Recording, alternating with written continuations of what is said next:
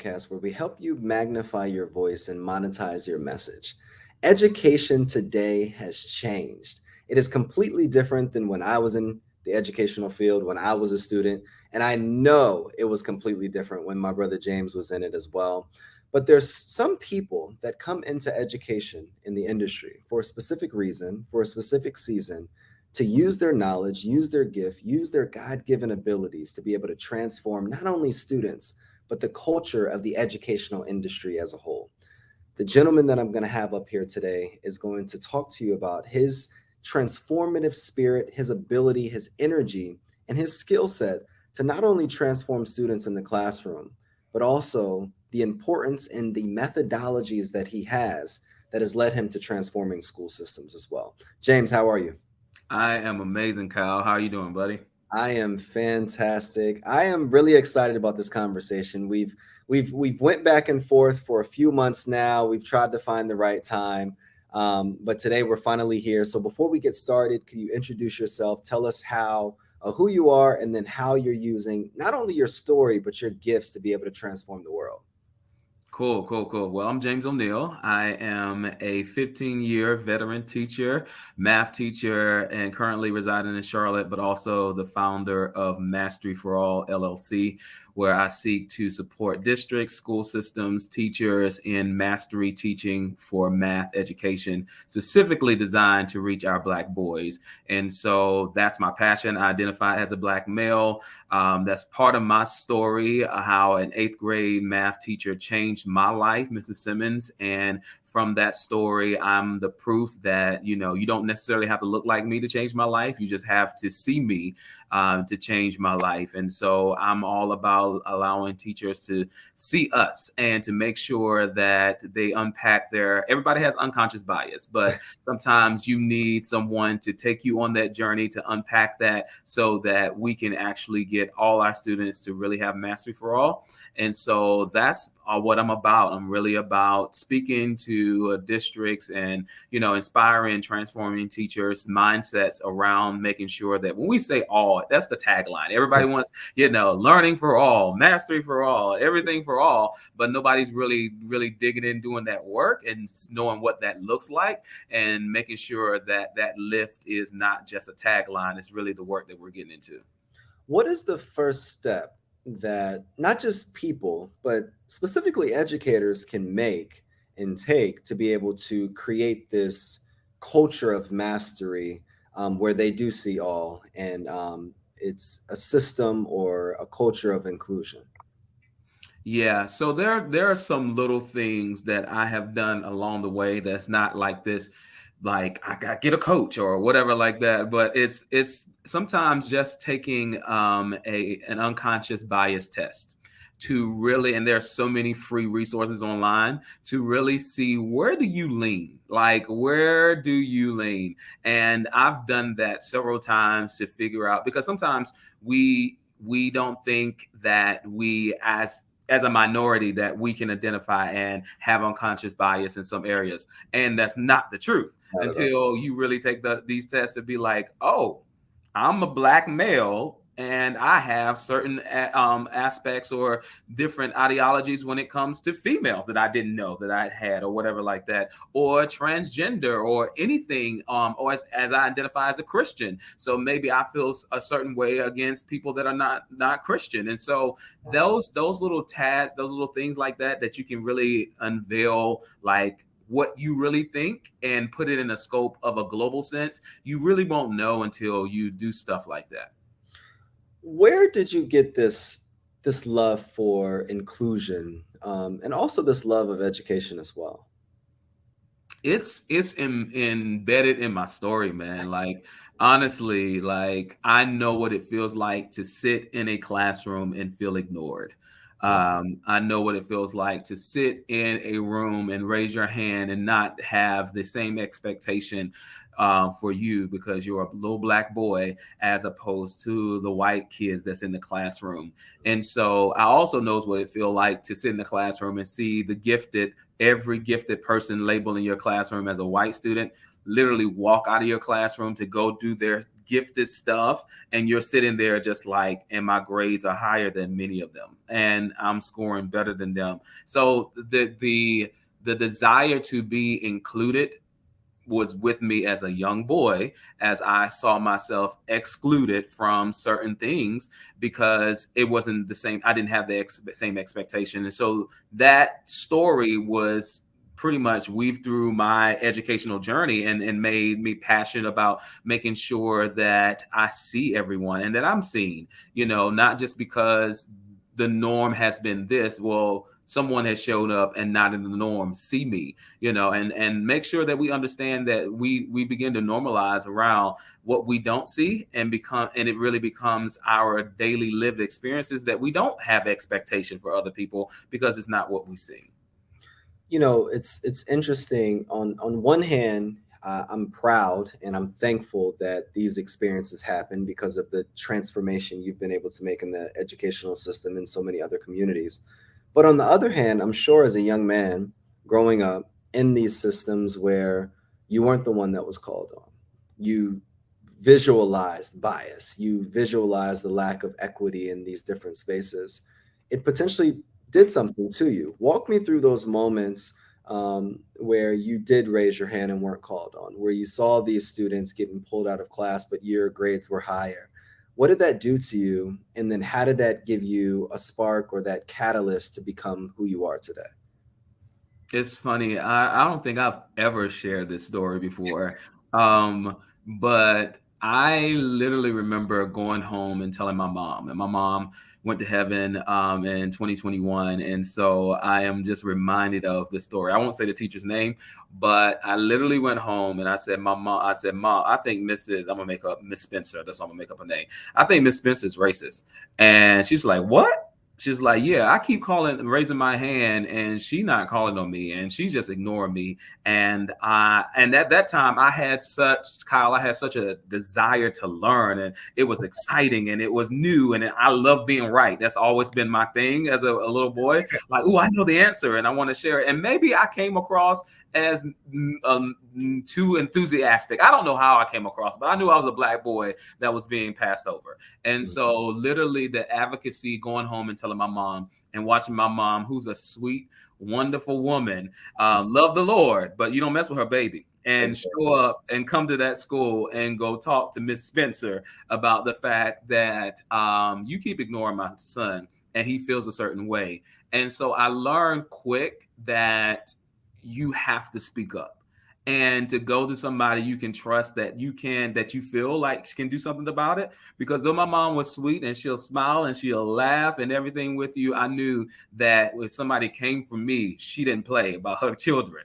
And so I learned quick, like, you got to say something, and if you can voice it, tell somebody that can do something about it. And at that time, as a little boy, I saw my mom. I go home and tell your parents. And so that's what I did. And that teacher changed her actions towards me. And, no white woman wants to be accused of being racist. You get that whole thing. No, I'm not. And whatever like that, you get that whole drawback, like, I love everybody. Your love is kind of tainted. You know what I'm saying? Like, I don't want your kind of love. Your love needs to be up because your love it doesn't reach me the way it reached other kids. And so I learned that quick as a little boy. It's interesting because, and you've seen so many different sides of education. And on one hand, there's a lot of parents that advocate for their students in the classroom. On the other hand, there's parents that are absent, so they don't have the opportunity to advocate for their children in the classroom. So I guess my question is, for the parents that are going to see this episode, that have children, that their student has the courage to have that relationship with them, to say, hey, there's something going on that I don't appreciate or like in the classroom. How would you advise a parent to be able to effectively advocate for their student in the classroom without the school creating a narrative that this is a problem parent? Yeah, Kyle, you got good questions, dude. Like, I spit out a little something, you come in with it.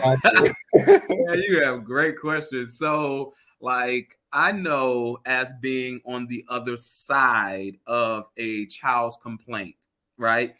I tell parents, don't forget who your child is. Like, uh, for me, my mom knew that I was one of the most quiet, most respectful, kind of like, she knew who I was. Docile, like, I'm shy. And so, like, for me to even raise my hand, it's a lot. You know what I'm saying? Like, that's my son, and I know who he is. He respectful, like he just tries to do the right thing. I just grew up being that child.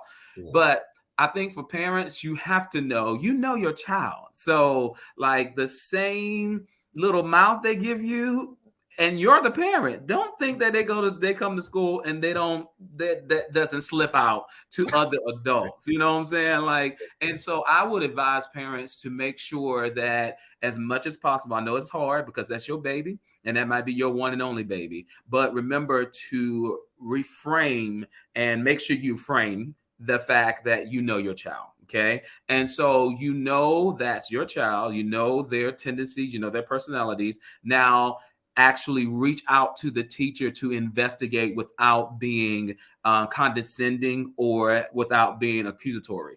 Because many times parents have approached me and said, well, my child said this. And I'm just like, well, they didn't tell you this part. So you're about to hear the rest of the truth that's going to actually have you back up a little bit and be like, maybe I shouldn't came off like this, because this man is really telling me what my son or daughter really did. So it's important to advocate. Like, I tell parents all the time, the school system, as you know, is political. Like, if you raise your voice enough times, somebody is more than likely going to lean your direction or try to accommodate you. And for other reasons, that's important. Like, when I think about the amount of Black and brown students that are not in my honors classes or my higher level classes, and so when I hear or see a Black or brown parent come to me raising questions, should their child be in a class like that, I'm like, let's have this conversation, because we do need more representation.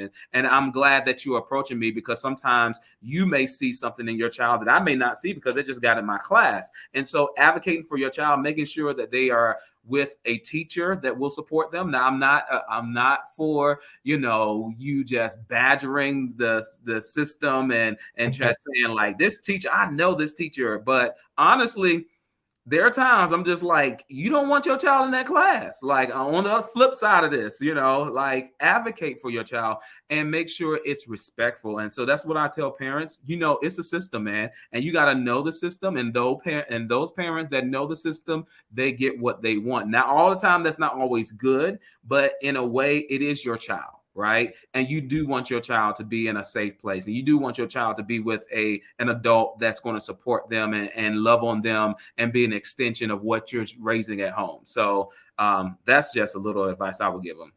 No, I love that. I think that's important. And, having a son that's 7 and being on a board of a school, but also advocating for him and not being biased is something that I'm continuing to learn as well. And I think it's important for all parents that are listening, or just professionals in general, whether it's a teacher or a parent listening. Advocacy is both ways. Our teachers need to do a better job with advocating for all students in the classroom. Our parents need to do a better job with being present and advocating for their student, as well as our students need to have the courage to be able to advocate for themselves in the classroom. But that's not where it stops. And the elephant in the room is the question that I always ask: what can we do to enhance and change our educational system? And I have a very biased perspective that I'd be interested in you kind of challenging. I don't personally believe that educators are the solution to the educational system and the problems. What do you believe? And if you were to shift one thing in the educational system that would go to every single system or every single school across the country, what would you do? Here you go with another good question, pal. I love it. Boy, you make me think. I like it. Oh man.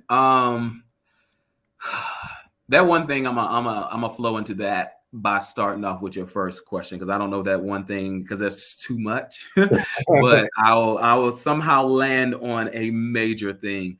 I do agree with you as far as the way that the system needs to be revamped. I'll say this. I will say, I just did a podcast. I have my own podcast as well, but I was talking about how education has to change. And recently, probably in the last 2 months, I was exposed to AI and specifically Chat GPT. And being an entrepreneur, business owner, I saw how this streamlined so much of my life, simplified so much of my life, made my life a lot more easy, took on tasks that I didn't want to do. And just simply just writing a student recommendation. I use this AI one day. I was like, I get recommendations because, being the teacher that a lot of students like, you're always asked, can you do a recommendation? And I just took the thing and I said, here is a student. These are the characteristics I love about the student. Write a one-page recommendation for this child. And I was just like, and it did it. And I submitted it and the child got into the program that they got that they could get into. And I'm just like, and I looked at that situation and I said, this is the future. We are not preparing our kids for the future. We are using old, antiquated systems that at one time when school was what it was, and we can just talk about how it wasn't even built for us in general as Black and brown people. We're using the same system to produce the same results, and that needs to be overturned, because even as a teacher and even as I reflect now, and I've gotten more into like what it takes to build a business, and I'm new, fresh, and everything like that. But what I'm discovering is automation and the power of automation in my life, in my business, to simplify my life so I can do the things that I love, which is talk to you, Kyle. I'm not somewhere creating, graphics and pushing that side. I'm not doing email marketing and social media marketing. Somebody else is doing that. Or I'm not, there are systems built into our lives that people get to do the task that I don't enjoy doing, because this is what I love doing. I love talking, communicating, networking, and lifting my passion around what I'm doing. So I believe education is not simplifying our lives. It is making it so hard for people to even, when I think about math education, I think about when students get to high school and how many kids retake the same math over and over and over again because they can't pass it, because throughout the time they have never learned the skills in order for them to even pass that class. And so to me, education has to be what we are preparing our kids for. And the kids that come to you, you've been in the classroom. When am I going to use that in life? Like, that's becoming really stronger than ever before.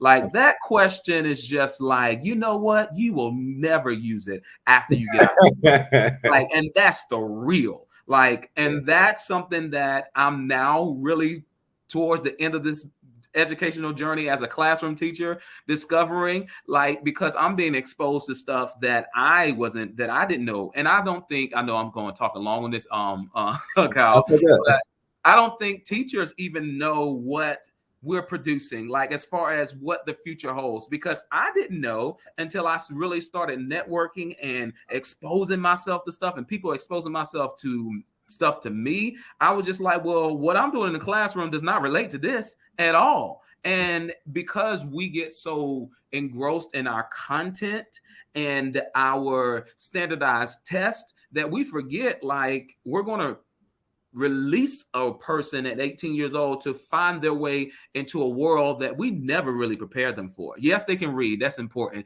Yes, they can do some math computation and they can reason there, and their reasoning is important. Yes, they know the history of the country and all this other stuff, but how is that really translating to simplifying their life so they can find their dream? Because that's what we want them to have. We want young people to find the reason why they were made, the purpose in their life, and they can't do that when we are requiring them to jump through so many hoops. And these hoops that they're jumping through is not the hoop that's going to lead them to a better life, really, after this K-12 education. Sorry. I think that's powerful. I think that anybody listening right now, the biggest shift our educational model needs to make is we have to prepare them for not even the present, but where the future is headed. There's a school in Georgia, I think it's in Gwinnett County, I believe, that is the first artificial intelligence school. It has an AI technology or even an AI curriculum. And when I think about a lot of the schools, especially in the Charlotte market, we don't have any cutting edge, innovative programs, school systems. And it's challenging because when we look at districts and even government on a state level, innovation starts from top down. Yeah. If we have a lot of people in these leadership positions that have been teaching or leading off of a traditional 19th century model, then it's going to be hard for these new students in these realms that have access to so many different things to want to, one, go into education, two, be engaged in the education that they actually have access to, as well as continue their education into college, into master's programs, into potential doctorate programs as well.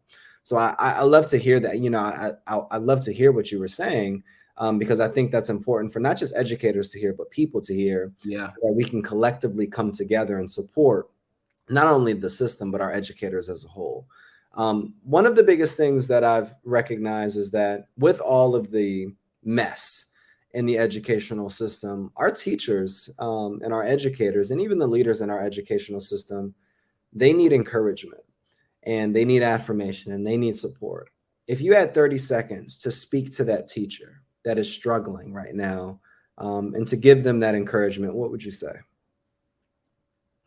Honestly, I will start with the fact that I myself have been that teacher. And depending on how I feel tomorrow, I may just be that teacher that needs that encouragement, and normalizing that right now it's hard um, to really really do this thing. But you got into this because you inevitably wanted to reach out and change the lives of other students. And that is your why. And your why may needs to be updated. It may needs to be revamped. It may needs to be revisited, but revisit your why and really believe that you can do this. Now, Kyle, I don't know if you disappeared. There you go. Yeah, I'm here. I love that. I think it's one of my favorite books is Start With Why by Simon Sinek. Oh yeah, read the same thing. Yeah. How great leaders inspire change within Hmm. organizations. And, it always has me ask other people, what is their why? James, when you think about um, your next step, what is your why on stepping out of education and moving into building a business that still is enhancing education as a whole? Yeah. So I said something recently in a podcast, and I was reflecting on my journey, and I reminded myself that I'm not leaving the classroom because things got hard. I'm leaving the classroom because my value changed. And my why is always rooted in the value that I bring as a person. And so my transition has just happened because I've got exposed to so many teachers, so many districts where they're not having success in reaching students that look like me.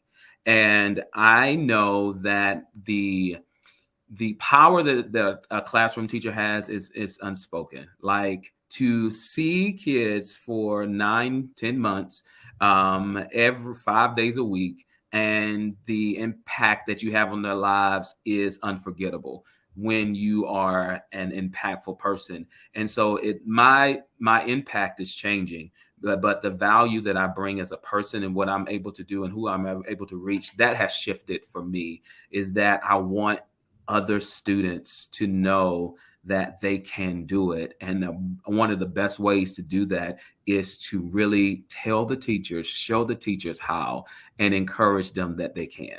And so, really getting in front of our educators and just revamping their belief system, because many of them know they can teach, many of them can teach, but many of them have been so engrossed in the system to where they don't really realize that you really don't believe in your kids, and then you need somebody to unpack that for you. And because that value has shifted for me, that's the reason why I'm shifting out of the classroom, because I really want other students to have great math instruction. Because man, Kyle, math is the content of damage. It is, there's math trauma, there's math phobia. There's so many stories around math where students, that is the subject where they come into the classroom, parents come in and be like, I can't help them. I can do everything else, but that math, and and then that shouldn't be the narrative. And so I want to make sure to change, be a part of changing that narrative.